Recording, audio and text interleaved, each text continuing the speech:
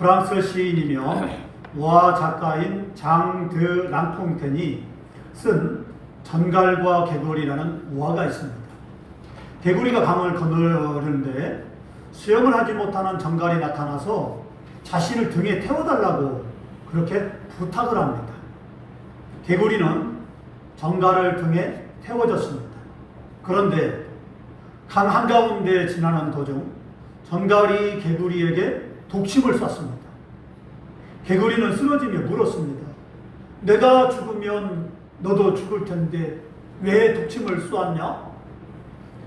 전갈도 물에 빠져 죽어가면서 개구리에게 이렇게 말했습니다. 이게 내 본성이야. 타고난 성품과 인성을 본성이라고 부릅니다. 타고난 본성은 쉽게 변하지 않습니다. 그래서 사람은 본성이 좋아야 됩니다. 정나라 황제 강희제는 이렇게 말했습니다. 인재를 채용할 때는 반드시 본성을 기본으로 삼아야 된다. 짐은 사람을 볼 때 반드시 심보를 본 다음 학식을 본다. 심보가 선량하지 않으면 학식과 재능이 무슨 소용이 있겠는가? 재능이 덕을 등가하는 자는 나라를 다스리는 일에 결코 도움이 되지 못한다. 그만큼 타고난 본성은 바꾸기가 어렵습니다. 뻔히 죽을 줄 알면서도 하나님 말씀에 불순종하고 거역하는데 우리는 이런 인간의 본성을 십자가에 못 박아야 됩니다. 할렐루야. 네. 본문은 구원에 감사하는 삶이라는 제목의 말씀입니다. 우리는 이 시간 구원이란 무엇이며 왜 감사하는 삶을 살아야 되는지를 깨달으며 은혜를 받고자 합니다. 본문 1절로 2절 말씀하십니다. 형제들아, 나는 너희가 알지 못하기를 원하지 아니하노니 우리 조상들이 다 구름 아래 있고 바다 가운데로 지나며 모세에게 속하여 다 구름과 바다에서 세례를 받고 그랬습니다. 자, 바울은 이스라엘 백성들이 출애굽을 한 다음 갈라진 홍해 바다를 건너는 사건을 뭐라 말했냐면 세례를 받았다라고 그렇게 표현했습니다. 사실 이스라엘 백성들이 홍해 바다를 건널 때 그들이 건너는 길 좌우에는 엄청나게 큰 물벽이 있었어요. 물벽에서 물이 튑니다. 물이 튀어서 옷에 젖죠. 머리도 젖고요. 많이 젖은 건 아니지만은 어쨌든 물이 튀었어요. 자, 그러므로 이스라엘 백성들이 홍해를 건넌 것을 세례로 표현한 것은 매우 적절합니다. 왜냐? 우리가 세례를 받을 때 물로 머리에 적시기 때문에 그렇습니다. 그래서 이스라엘 백성들은 다시 이제 홍해 바다를 건너서 이제는 애굽의 홍해 바다를 건너기 전에는 애굽의 노예였지만 그러나 하나님의 홍해 바다를 가르시고 홍해 바다를 건너 후에는 하나님 백성이 되었습니다. 세례도 그렇지 않습니까? 우리가 세례를 받기 전에는 세상 백성이요? 멸망받을 백성이요? 그렇습니다. 하지만 우리가 세례를 통해서 이제는 예수 그리스도와 합해지게 되고 그러므로 우리가 하나님의 자녀가 되는 표식이 바로 세례입니다. 바로 그렇기 때문에 세례를 받기 전과 세례를 받은 후는 의미적으로 이렇게 다릅니다. 그런 것처럼 이스라엘 백성들이 홍해 바다에 물을 적셔질 때에는 바울이 볼 때 저건 세례다. 저건 하나님 백성이다. 이렇게 표현을 했죠. 자, 이렇게 이스라엘 백성들이 홍해를 건넌 사건에는 두 가지 의미가 있습니다. 하나는 이스라엘 백성들이 홍해를 건넌 후에 하나님이 이스라엘 백성을 뒤쫓아온 애굽의 군대를 홍해 바다에 몰살시켰는데 이것은 애굽의 노예 생활을 완전히 청산했다는 뜻입니다. 다른 하나는 이것으로 이스라엘 백성은 하나님 백성으로 거듭났다는 것입니다. 자, 이와 마찬가지로 우리도 세례를 통해서 하나님이 우리를 죄악된 세상에서 구원하시고 우리로 하여금 하나님 백성으로 거듭나게 하셨습니다. 바로 이것이 구원이라는 것입니다. 그러면 이렇게 구원받은 우리가 어떻게 살아야 됩니까? 오직 하나님 말씀대로 순종하고 하나님 뜻대로 살아가야 됩니다. 여기에 평안이 있고 여기에 은혜가 있고 축복이 있습니다. 할렐루야. 그 다음 본문 3절로 4절 말씀 보십시다. 다 같은 신령한 음식을 먹으며 다 같은 신령한 음료를 마셨으니 이는 그들을 따르는 신령한 반석으로부터 마셨음에 그 반석은 곧 그리스도시라. 하나님은 애굽에서 종살이하던 이스라엘 백성을 모세를 통해서 구원해 내셨습니다. 하나님은 애굽에 10가지 재앙을 내리치셨고 홍해를 가르는 기적으로 이스라엘 백성을 애굽의 종살이에서 완전히 해방시켰습니다. 자, 만약에 하나님의 홍해를 갈라서 이스라엘 백성은 건너가게 했어요. 애굽의 군대는 그대로 놔뒀다면, 살게 했다면 어떻게 되었을까요? 홍해를 건넜지만 애굽의 군대가 다시 뒤쫓아 왔을 거예요. 그렇죠? 이건 완전한 해방이 아니에요. 그럼 하나님은 어떻게 했냐? 홍해를 건넌 다음에 좌우의 물벽을 합해버렸어요. 이스라엘 백성을 뒤쫓아온 애굽 군대는 홍해바다에 완전히 다 죽게 되었습니다. 거기에서 뭐 수영해서 나온다. 절대. 이 물벽이 합해지니까 물이 소용돌이를 치면서 확 뒤집어 버립니다. 인간의 힘으로는 나올 수 없어요. 그러니 말이며 사람이며 짐승이며 할 것 없이 다 죽어버렸습니다. 그래서 애굽의 군대들은 다 죽어버렸습니다. 보십시오. 그러니 이스라엘 백성을 쫓아올 수 있습니까? 이게 하나님이에요. 하나님은 이렇게 역사하십니다. 그 하나님이 오늘 우리를 이렇게 도우십니다. 할렐루야. 하나님은 전능하세요. 하나님은 못할 일이 없습니다. 하나님은 그러기 때문에 아무리 세상 사람들이 아무리 세상이 강하다 하고 아무리 내가 보기에 문제가 크다 할지라도 또 내가 저 문제를 도저히 감당하지 못하게 보일지라도 하나님은 그까지 끝 아무것도 아니에요. 하나님이 덮어버리면, 하나님이 역사하시면, 하나님이 함께 하시면 아무리 문제가 크다 할지라도 문제보다 비교할 수 없을 만큼 큰 하나님이 덮어버리면 끝나는 것이고 하나님이 불태워버리면 끝나는 것이고 하나님이 엎어버리면 끝나는 것입니다. 그렇기 때문에 내 힘으로 감당할 수 없는 문제, 내가 내 힘으로 이제는 그렇게 역사할 수 없는 문제, 아무리 죽음의 문제를 우리가 부닥쳤다 할지라도 두려워하지 말자 이 말입니다. 왜냐하면 하나님은 죽음마저도 해결하시고 질병도 해결하시고 문제도 해결하시고 못하실 일이 없는 하나님이기 때문에 그래요. 그렇기 때문에 우리가 하나님만 의지하고 살아야 돼요. 도움이신 하나님만 우리가 붙들고 살아야 됩니다. 그렇게 하나님을 의지하고 살아갈 때 하나님은 그 믿음 있는 자 속에서, 믿음 있는 자 삶의 속에서 역사할 줄로 믿습니다. 할렐루야. 그렇기 때문에 우리가 믿음으로 살아야 돼요. 이스라엘 백성들이 출애굽을 하고 애굽의 종살이에서 해방될 수 있었던 것은 그들의 힘이나 노력이나 열심이 아니었습니다. 이스라엘 백성들은 애굽의 종살이에서 해방될 아무런 힘도 능력도 가지고 있지 못했습니다. 하나님은 이런 이스라엘 백성들을 하나님의 능력으로 구원해 주셨죠. 하지만 이스라엘 백성들이 애굽에서 벗어났다고 해서 만사형통한 것이 아니었어요. 광야 사막에 나오게 된 그들은 사흘 길을 걸어갔을 때 마실 물과 먹을 것이 다 떨어져 버리고 말았어요. 사막에서 물이 없다. 사막에서 먹을 것이 없다. 곧 죽음입니다. 죽음이에요. 자, 왜냐하면 사막을 벗어날 길이 없어요. 그렇기 때문에 죽을 수밖에 없어요. 자, 그래 그들은 당장 굶어 죽을 판이었습니다. 하나님은 이런 이스라엘 백성들에게 마실 물과 먹을 것을 주었습니다. 반석에서 물을 내셨고 하늘에서 만나를 내려주셨습니다. 이뿐만 아닙니다.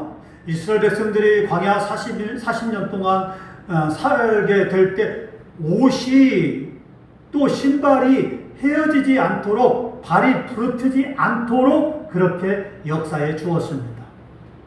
세상에 보십시오. 그들이 옷이 많습니까? 애굽에서 나왔기 때문에 옷이 적죠. 그런데 이 옷을 40년 동안 입어도 닳지를 않아요. 신발을 40년 동안 신었는데 도대체 안 닳은 거예요.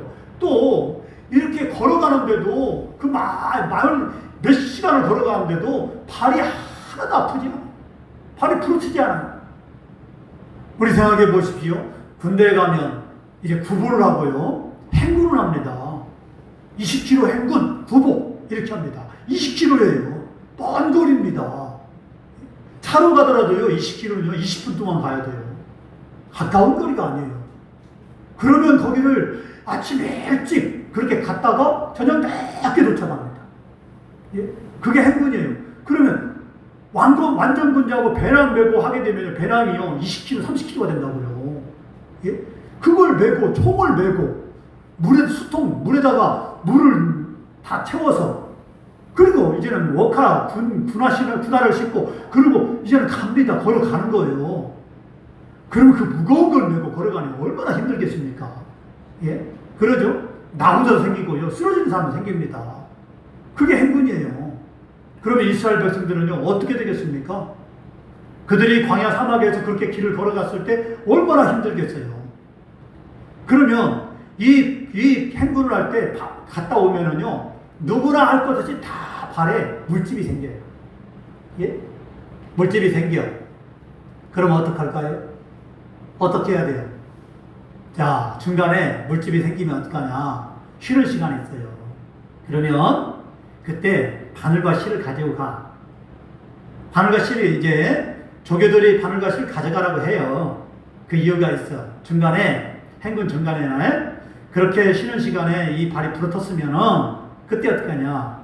이 물집 생기는데 이 바늘로 이렇게 뚫어가지고 이렇게 해요. 그걸 놓으면 그대로 이제 바늘을 빼고 실을 놓게 되면은 걔가 어떻게 되냐? 거기에 실을 타고 이제는 물이 계속 나와. 이게. 그런 물집이 나중에 보면은 없어져. 이게. 또 갔다 와서 또 물집이 생기면 그렇게 하는 거예요. 다 물집 생겨요. 20km 갔다 오면. 자, 그럼 어떻게 합니까? 이스라엘 백성들은 더 많은 거리를 걸어갈 수밖에 없어요. 그죠? 하루에 20km만 걸어갑니까? 더 많은 거리를 걸을 수 있고 몇 달 며칠 걸어갈 수 있어요. 그런데 희한하게 하나님께서 몇 날 며칠을 걸어가게 한달지라도 발이 부러지지 않게 하시고 발이 아프지 않게 하시고 지치지 않게 하세요. 이게 하나님의 능력이에요. 그러니까 우리가 인생을 살아갈 때 지치지 않는 힘, 아무리 힘들게 일을 하고 아무리 어려울지라도 지치지 않는 건 누가 하시느냐? 바로 하나님의 역사예요. 그렇게 지치지 않는 힘은 어디서 나오느냐? 하나님으로부터 받은 은혜예요. 은혜. 우리가 믿음이 충만하고 은혜가 충만하게 되면 잠을 자지 않아도 지치지 않아요. 성령이 충만하니까. 성령이 충만하게 되면 어디서 그렇게 힘이 나오는지 힘이 솟습니다. 삼손처럼 힘이 세져요. 놀라운 역사가 일어나요. 그래서 피곤치 않고요. 지치지 않고요. 이런 삶을 살 수 있어요. 얼마나 놀랍습니까? 바로 하나님이 역사하시면 우리 삶이 그렇게 될 줄로 믿습니다. 그런 믿음의 삶을 살아야 돼요. 그렇기 때문에 은혜 충만 받아야 되고 성령 충만 받으려고 애를 써야 되고 우리가 믿음의 충만을 가져야 돼요. 그렇기 때문에 그런 성령 충만, 믿음 충만 받으려면 하나님 말씀에 귀를 기울이고 사모하는 마음을 듣고 집에 가서도 말씀을 사모하고 읽으면서 날마다 기도하는 삶을 살아야 돼요. 하나님 내게 성령 충만 주세요. 은혜 충만 주세요. 믿음 충만 주세요. 내게 충만함을 주세요라고 기도할 때 하나님이 내게 믿음의 충만함을 공급해 주시는데 하늘문을 활짝 열으시고 날마다 성령 충만함으로 하나님이 역사하십니다. 이게 하나님이에요. 그런 삶을 살아갈 때 공부를 못하던 아이들도 공부를 잘하게 되고요. 뭐 학원을 다녀서 비싼 학원 다니고 공부 잘하고 그런 건 없어요. 이게 머리가 하나님이 역사하지 않으면 아무리 비싼 학원 보내도 공부를 못할 수밖에 없어요. 그러나 학원에 가지 않을지라도 하나님이 역사하시면 그 아이는요 놀라운 역사가 일어나요. 공부를 잘하는 것도 하나님이 함께 하셔야 돼요. 그러니까 어린 아이들도 믿음이 있어야 되고요. 그걸 기도해야 되고요. 하나님 말씀에 귀를 기울여야 되고요. 하나님 말씀을 읽어야 되고요. 여러분의 부모님이 여러분의 집에 돌아가서 아이들 성경 읽게 하십니까? 만약에 성경을 읽지 않게 하신다면 여러분은 잘못하고 있는 거예요. 학원은 열심히 보내면서 또 학교는 열심히 보내면서 성경을 읽지 않게 한다? 먼저 성경을 읽게 해야 돼요. 아이들요 어렸을 때부터 성경을 읽게 해야 돼요. 성경을 갖다 해야 돼요. 청년들도 마찬가지입니다. 날마다 성경을 가까이 해야 돼요. 이게 한 절이라도, 한 장이라도 읽어야 됩니다. 이렇게 가까이 하고 하나님을 그 속에서 만났을 때, 그렇게 됐을 때, 그게 통로가 되어서 신령한 은혜, 신령한 청년 충만을 받게 되는 통로가 되는 거예요. 그게 말씀을 가까이 돼요. 어린아이니까 그렇게 하지 않는다? 안 되는 거예요. 어렸을 때부터 그런 믿음의 습관을 들여야 됩니다. 자, 이렇게 하나님은요, 200만 명이 넘는 이스라엘 백성들을 무려 40년간이나 이렇게 은혜로 먹이고 입히고 돌봐줬습니다. 하나님은 자기 백성을 피를 결코 외면하지 않으십니다. 하나님은 자기 백성의 고통을 결코 외면하지 않으십니다. 하나님이 도와달라고 기도했을 때, 하나님 부르짖었을 때, 하나님 앞에 간절히 소원을 아뢰었을 때, 믿음으로 구했을 때 하나님을 결단코 하나님은 외면하지 않습니다. 거절하지 않습니다. 하나님 반드시 자기 백성의 필요 충분을 채워주십니다. 하지만 하나님은 우리가 필요한 것에 대해서 결코 인색한 분이 아니시죠. 하나님은 우리가 필요한 모든 것을 예수 그리스도 안에서 아낌없이 주십니다. 바로 이런 좋으신 하나님을 믿으시기 바랍니다. 하나님이 이렇게 말씀하십니다. 빌립보서 19절에 나의 하나님이 그리스도 예수 안에서 영광 가운데 그 풍성한 대로 너희 모든 쓸 것을 채우시리라. 누구 안에서? 그리스도 예수 안에서 너희 쓸 모든 것을 채워줄 것이다 그랬어요. 그러니까 여기 보세요. 하나님 어떻게 한다고 그랬어요? 내가 무엇이 필요해요? 그걸 기도합니다. 그럼 하나님은 그거 필요하니? 그리고 설령 우리가 기도하지 않은 것도 하나님이 채워주십니다. 여러분이 기도한 것을 채워주는 것과 기도하지 않는 걸 채워주는 것이 어떤 것이 더 많이 받았습니까? 내가 기도한 것보다도 기도하지 않을 때, 내가 알지 못할 때 하나님이 채워준 게 훨씬 많아요. 여러분이 날마다 건강을 구합니까? 날마다 직장 가서 일 잘하게 달라고 기도합니까? 그렇지 않죠? 날마다 아이들 학교 보냈을 때 여러분이 기도합니까? 그렇지 않잖아요. 날마다 우리가 기도하는 것 그렇게 많지 않아요. 사실은요. 기도하는 것들이 많지 않습니다. 그러면 그 위의 것은 하나님이 함께 하시는 거예요. 하나님이 도와주는 거예요. 필요에 따라 채워주는 거예요. 내가 알지 못한 구하지 않은 것도 하나님이 채워주십니다. 그렇기 때문에 우리가 먹고 사는 것이고 건강하게 사는 것입니다. 할렐루야. 이스라엘 백성들이 출애굽을 했습니다.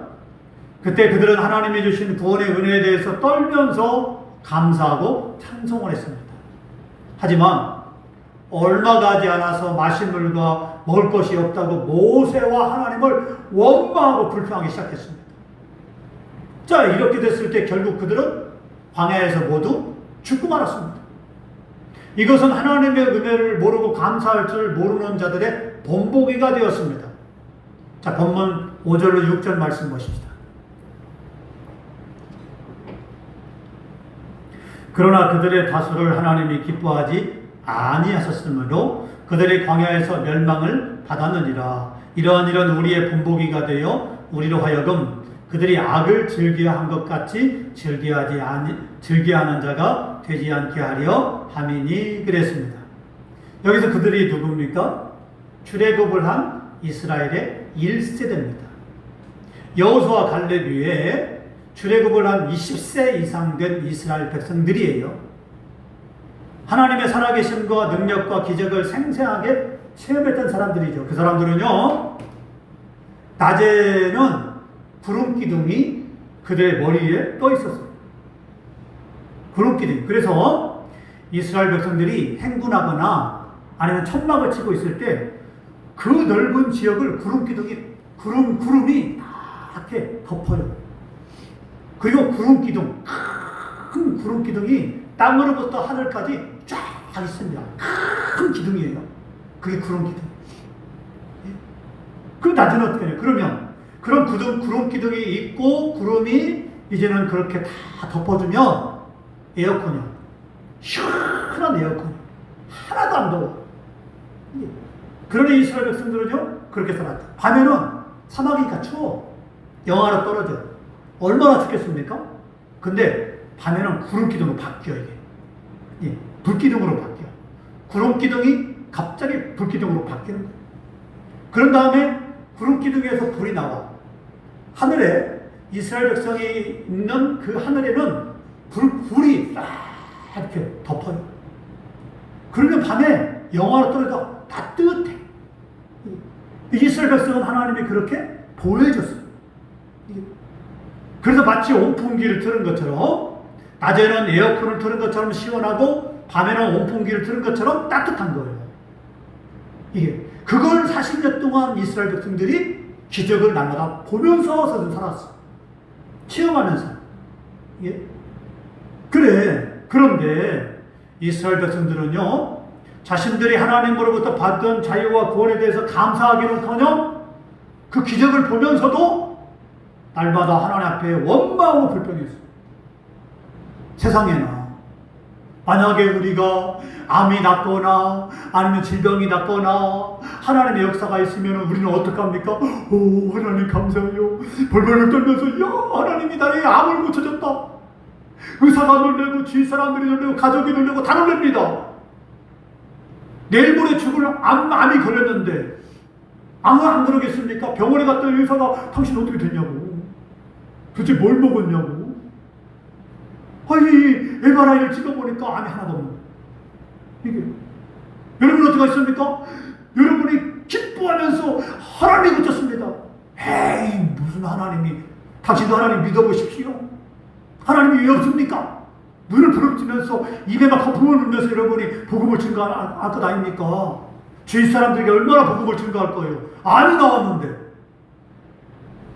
바로 하나님이 그런 기적입니다. 그런 기적을 이스라엘 백성들이 날마다 체험했단 말이에요. 그런데 하나님을 원망해요. 먹을 것이 없다고 하나님을 원망하고 마실 물이 없다고 하나님을 원망합니다. 아니, 지금까지도 하나님이 반석을 깨뜨려서 물을 나오게 해서 물을 마시게 했고 하늘에 만나를 내려서 먹을 걸 주는데도, 아니, 먹을 것이 없다고 하나님을 원망하고 마실 물이 없다고 하나님을 원망하니 이게 어떻게 된 것입니까? 이게 얼마나 어리석은 거예요. 보십시오. 우리는 이런 이들을 보면서 하나님의 은혜를 잊지 말고 어떤 환경을 만나든지 감사하는 삶을 살아야 됩니다. 할렐루야. 아멘. 보십시오. 오늘 우리가 여기까지 살아온 것이 누구의 은혜입니까? 내 노력이라고요? 내가 열심히 했기 때문에, 일했기 때문에 살아왔다고요? 절대 그렇지 않습니다. 하나님이 건강 하나 걷어가 보세요. 아니, 건강이 아니라 여러분이요, 이 몸에서 실핏줄 하나 막혀보세요. 내 머릿속에 실핏줄 하나 맡겨보세요. 어떻게 되겠습니까? 온몸이 마비가 돼요. 한 가지만 하나님께서 역사하지 않아도 우리는 어떻게 되는 거예요? 망할 수밖에 없어요. 그러니 여러분이요, 우리가 건강하게 지금 사는 것도 하나님의 은혜예요. 은혜란 말이에요. 근데 왜 원망하냐 이 말이에요. 돈이 없다 원망하고 멋이 없다 원망하고, 건강 한 가지만으로도 감사하세요. 구원받은 것 한 가지 감사하는데 건강하지 못하고 돈도 없고 우리가 부유하지 못하고 할 수 있어요. 하지만 그럼에도 불구하고 감사하는 사람들이 얼마나 많습니까? 병원에서 중환자실에 누워있으면서도 하나님 감사해요 하는 사람들이 얼마나 많습니까? 믿음이 있기 때문에 감사한 거예요. 구원받은 한 가지만으로도 감사한 거예요. 내가 다른 사람보다 건강하지 못하고 다른 사람보다 부유함을 누리지 못하고 다른 사람보다 많은 것을 누리지 못할지라도 하나님 나는 감사해요. 이게 진짜 믿음이 아니겠습니까? 무엇을 잘 받아야, 무엇이 많이 있어야 감사합니까? 그건 세상 사람도 감사해요. 그렇지 아니할지라도 감사하는 게 그게 믿음이 아니겠습니까? 그런 믿음을 하나님이 원하는 거예요. 오늘 우리에게 이제 이것이 본보기가 되고 있습니다. 우리는 이런 이스라엘 백성들을 보면서 하나님의 은혜를 모르는 사람처럼 살아서는 안 됩니다. 또 하나님을 향해서 불평하고 원망했던 자들처럼 살아서도 안 됩니다. 왜냐? 자유와 은혜를 망각하고 구원의 은혜에 감사를 잃어버리면 하나님의 징계를 피할 수 없기 때문에, 자신의 인생에 대해서 원망하고 불평하는 것은 하나님을 향해서 원망하고 불평하는 거예요. 세상 사람들과 자신을 비교하면서 감사하지 않는 것도 하나님을 원망하는 거예요. 그러면 바울이 왜 이런 말을 했을까요? 이것은 하나님이 주신 은혜와 자유를 오용하고 있는 고린도 교인들에게 경고함과 동시에 오늘 우리에게도 경고하고 하는 말씀이에요. 당시 고린도 교회 성도들은요, 예수 그리스도의 십자가의 은혜로 말미암아 죄에서 해방되고 구원받은 자유인들이었어요. 또한 그들은 하나님으로부터 엄청나게 많은 은사를 받은 사람들이 고린도 교회였어요. 그러니까 어떤 교회보다도 은사들이 많아요. 그런데 그들은 이러한 자유와 은사를 하나님을 기쁘시게 하기보다 오히려 범죄했습니다. 교회에서 분쟁하고 서로 고소하며 세상 사람들 법정에 가서 서로 싸우고 다퉜습니다. 여기에다가 우상 숭배하고 우상 제물을 먹는 일로 형제를 실족하게 했습니다. 또 근친상간과 각종 음행을 저질러 성적으로 타락했습니다. 이들은 광야에서 범죄한 이스라엘 백성들과 똑같은 삶을 살고 있었어요. 그러기에 바울은 이런 이들에게 이스라엘 백성들이 하나님을 원망하고 불평하다가 범죄하다가 심판을 받아서 광야에서 멸망당한 사건을 기억하게 만들었어요. 하나님은 오늘에 사는 우리에게도 이런 말씀을 주십니다. 베드로전서 2장 16절에 너희는 자유가 있으나 그 자유로 악을 가르는 데 쓰지 말고 오직 하나님의 종과 같이 하라 그랬습니다. 사도 바울은요, 본문 7절로 10절 말씀을 통해서 고린도 교회 성도들에게 4가지를 말씀해 주고 있어요. 자, 우리는 그들과 같이 우상 숭배를 하지 말자. 두 번째, 우리는 그들과 같이 음행하지 말자. 음행하지 말자. 세 번째, 우리는 그들과 같이 하나님을 시험하지 말자. 네 번째, 우리는 그들과 같이 하나님을 원망하지 말자. 이 중에서 가장 무서운 죄는 원망하는 죄예요. 하나님을 원망하는 죄. 자, 하나님을 원망하는 죄가 뭡니까? 내 인생을 원망하는 거. 이게 나는 이렇게 가난하게 살고 나는 이렇게 힘들게 살고 이것도 하나님을 원망하는 거예요.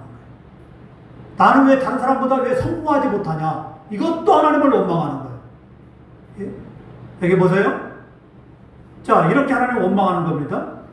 그래서 내 인생이 마음에 안 들면 원망합니다.